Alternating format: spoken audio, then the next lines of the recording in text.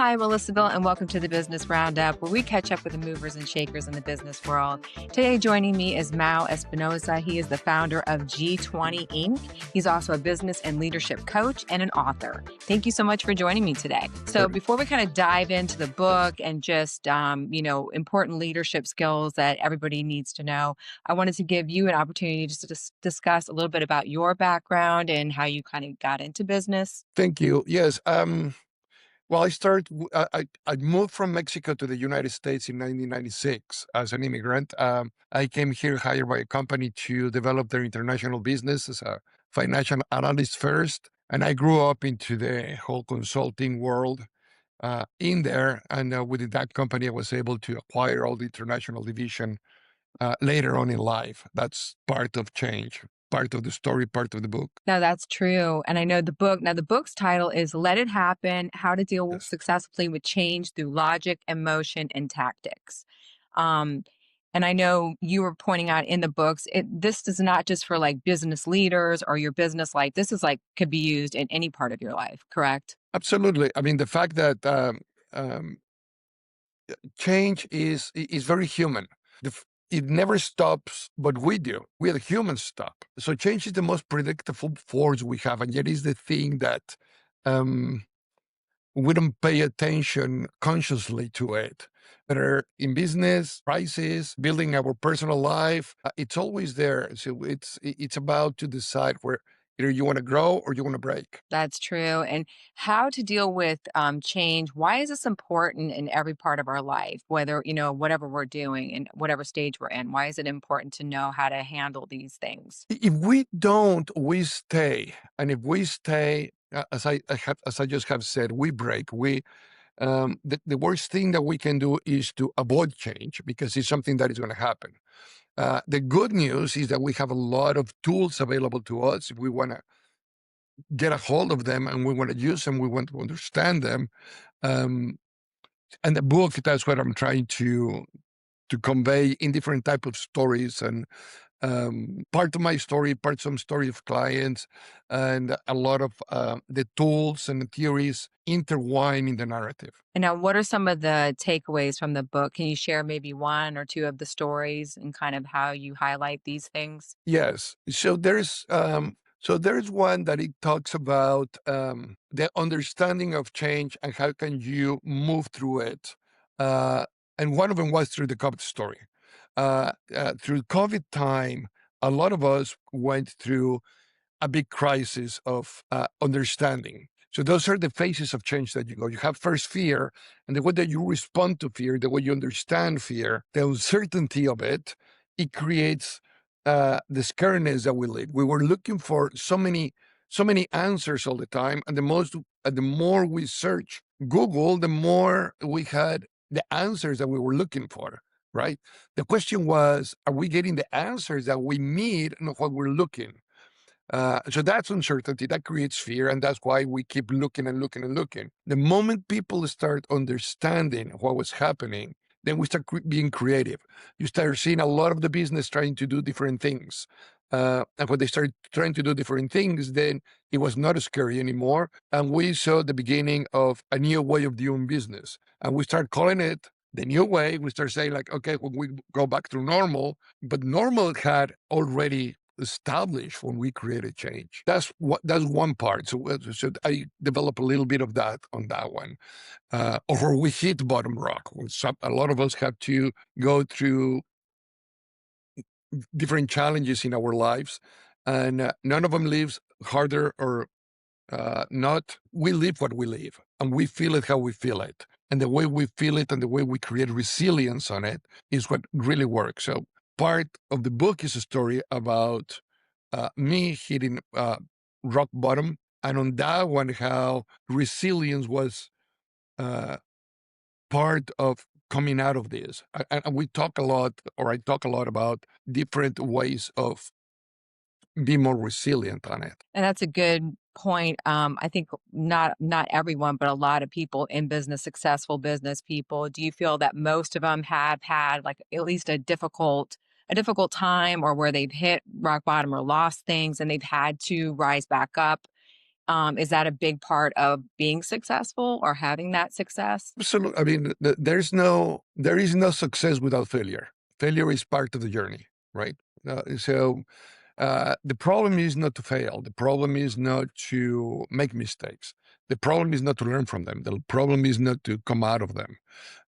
That's when real failure happens, when we don't understand it, and when we stay there. And failure happens most of the times not because of lack of strategy. Failure happens because of lack of details on your tactics, lack of understanding your emotions, personal emotions in the business, trying to disconnect one with the other one. That's when bad things happen. So I have seen this over and over, not just in one part of the world. I've been fortunate to be in North America, US, Canada, Mexico, Europe, Latin America, and you see the same thing over and over and over because it's human, and business are run by humans, and we cannot forget that part. And now the way we cope with changes in our lives and business, it definitely determines, like you were saying, whether we succeed. When you faced that situation and you hit rock bottom, what were some of the things that I guess you used to kind of rise up out of that? Like, what were some of the things that you kind of implemented in your life? Um, First was acceptance. You have to accept where you are, right? So that's the first thing, and it takes a while. It's not something that you just say, "Okay, here's where I am." That's the easy story. The time frame might be a little bit long. And then you need to surround yourself by a good network of people that wants to see you succeed again, whether it's your family, coworkers, uh, but you have to become vulnerable. That's the biggest thing. When you hit that ground, if it doesn't create humbleness in you to understand that you have to be this vulnerable, say, okay, this is where I am, and I need help. I need to know what's the next step. That's understanding that we don't have all the answers. We might be running a very successful business. We might be running a very successful family. And that's what we think sometimes. And when we hit rock bottom, because we've been, in a way, I'm going to say lying, but that's not what I'm trying to say, is we're just not looking at the right trend sometimes. So it all of a sudden hit us, and all of a sudden we're down there. And sometimes it's silent, sometimes it's really loud when you get there. But the moment you recognize, the moment you accept, and the moment you start listening to others, and you become vulnerable enough to start doing things different, and when you do things different, it's very, very short term goals. I try to do, what do I need to get accomplished today? I don't care about tomorrow. If I don't get today, I'm not going to get to tomorrow. So when you start doing that, then you start creating an emotion of success inside you because you're achieving something every day. You're not waiting for the long term for something to celebrate. You can celebrate very small wins every day. And that is very powerful on somebody that is on the resilience ladder. That's a good point. So you should have like those short-term goals. So instead of just saying, okay, I have to get way up here, this is it. But if you don't have, if you think like that, you're going to kind of fall short. So you need to have those short-term goals. They are very important, and the reason is it becomes achievable. It gives you the sense. Many times, I give this analogy to some companies when we go and speak to them. Said, we are celebrating the results. It's like going to a football game and just looking at the scoreboard and not celebrating every pass, every touchdown, every sack, every play. So just imagine going to a football game, to a Super Bowl, to a playoff game, and you're not able to celebrate anything until the game is over. And sometimes that's what it looks like what we're doing in life. We just celebrate the moment we achieve the end result. Well, there's a lot of different moves through the journey that needs to be celebrated. Now, if at the end we win or we lose, the emotion is different because you were gaining everything through the journey. So we cannot forget that and it sounds like a cliche, but it's not the destination, right? It really is a journey, and how we celebrate and how we work on the journey. In those important moments. And now, when you do like coaching and you talk with business leaders, what are some of the key things that you kind of discuss? I mean, what are like, I guess, what are the most often what they come to you for? What are they looking for, a lot of these leaders? So first, what we start identifying are the three essence of lead, right? What's logic, the clarity, the facts, the options, the priorities. A lot of leaders love the logic part of business, the KPI, the trends, what does the economy is going to look like, everything that is irrefutable. They love those things. So part of what I work is the other two parts, the emotion and the tactics, because I can understand all those logic parts, but people are the ones that create change. And change is not external. Change starts inside. Change starts within the business, with the things that we're not doing on a daily basis. It's very easy to blame the market. It's very easy to blame the economy. It's very easy to blame everything that is outside. And although it has an impact in the inside, change starts inside. And when it starts inside, then we need to look at the fears of the company, of the board. We can start with the board, and then we can come down in the hierarchical levels. We can look at the egos. We can look at the insecurities or the meaning of the company or the hopes of the company. There's a lot of emotions that fuel the result of the business. So the logic without the emotions is just an idea. Emotion is what is going to create something. So what does it create? It creates tactics, not a strategy. Because most business, I said before, they don't fail for the lack of strategy. They fail for the lack of execution. And execution is in the tactics, the moments, the timings, the sequence, assignments. All those are tactics. Who's going to do it? When it's going to get done? Why is it getting done at that time? When are we reviewing things? So all that is important. When we said we need to start inside, we need to start looking at every single member of the organization that creates the results or the ones that create changes. So that's one of the biggest parts that we talk, that it really is the lack of emotional alignment what creates a lot of failures in organizations. And then also, I know a lot of people talk about, we have the digital transformation, AI things going on with that. What are you, I mean, are you working with business leaders when it comes to this type of thing? I've heard that it's a little bit of confusion, and it's, moving forward, it's caused a little bit of, yeah, just confusion in how people are going to move forward with AI implementation, that type of thing. What have you seen within the industries? Well, for some of us that have lived for a while, we remember when the emails came in. And we thought, oh, emails is going to be the end of everything, right? And you just had one email per company, and it was info at whatever.com. And now everybody has not just one email. Everybody has multiple emails. Sometimes you don't even know which email you're using. It's about the same process we're living right now with AI. Is the unknown of it, is the uncertainty of what's going to do for us.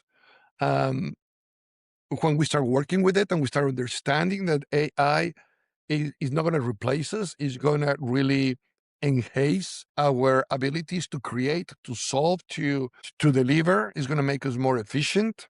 Um, it's a very powerful tool that when it's used in the right way, like any other tool, it really is going to benefit every single company. I mean, there's a lot that that can do right now. I've seen it. We're proving it.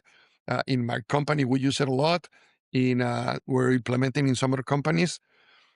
Um, and it's just the beginning of it. It really is just like the very, very beginning of it. So it's just kind of how we shape it, how we utilize it, and hopefully do it the right way. Well, here's the thing: it's inevitable, right? It's inevitable. So either we learn and we adapt, or we get out of the way. There's really no other option. It's there. It's going to stay. It's not going to change. It might get. It's going to get better. It's going to get bigger. Um, it might get some regulations on it. There's a lot of regulations going on right now. Might be more coming, but AI is part of our future.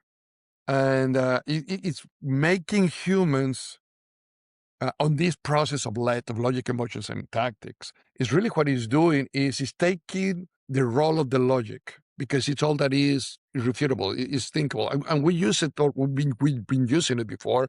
All the Google search that we did and all that. Now it's a lot easier to do even analysis or create things with artificial intelligence. But everything is what it can be thought or what it can come from the past. There's that trend that helps you, but it doesn't going to have emotions. It can suggest some tactics, but the tactics are attached to a human. So I can attach you, Melissa, some activities as AI. But if I am your boss, Mao is your boss, then I can say like, okay, I can see this. And Melissa, today is not the right day for me to assign this to Melissa because I'm looking at Melissa in the eye, right? And so that human connection is what is going to grow with all the artificial intelligence. Yeah, that makes sense. Just kind of learning how, because that's the one thing, like I said, people were saying before, it can't really see the future. It's not like it's going, that's still for, the humans to kind of kind of like lay the groundwork for that. So AI is just kind of there. It can be implemented to help us. Yes. And honestly, we've been using AI here in G20 for the last 30 months, 32 months, since the very beginning of ChatGPT was one of the one that we use very heavily, and some other ones. And we have seen the growth in it. We have seen how much it helps to create, how much efficient we are. There's the rule that it's a guideline what we can get out of that. Now we as humans have to use that guideline in our favor. But all that little tasks that we used to do, now it can be done very quickly. So we can actually really think as humans. We can actually really um, translate that into the emotions, into the tactics, into being more efficient in what we're trying to achieve, not just in business, in personal life too. Makes sense. And now, if people wanted more information on the company or the book, what would be the best way for them to find it? Well, there is the two websites that they can go, and they will find all the social media. So for the book is letithappen.net, and for the company is g20inc.net. Both of them are .net at the end. Okay, wonderful. And you have like social media? Are you active on the social media as well? People can find. We have them. We have them all. Okay. We have them all. We have the LinkedIn, we have the Instagram, we have the TikToks, the Facebooks, YouTube channels, all of them we have. Okay, wonderful. So it'd be great to kind of check out some of the things that you have coming up and different types of events and speaking events. Wonderful. Well, Yes. I really appreciate you joining us today. Thank you so much for being here. Thank you, Melissa. Thank you for having me over. And remember, Let It Happen is an invitation to lead differently. So hopefully a lot of the listeners can get into the book and understand that clarity, humanity, and precision is what really you get out of that book. Thank you for joining the Business Roundup, where we always try to bring you interviews with some of the leading people in business, whether it be technology, finance, or energy. I hope you tune in. I hope you subscribe and listen, and we'll give you updates for new interviews that are coming up. Until next time, I'm Melissa Bell.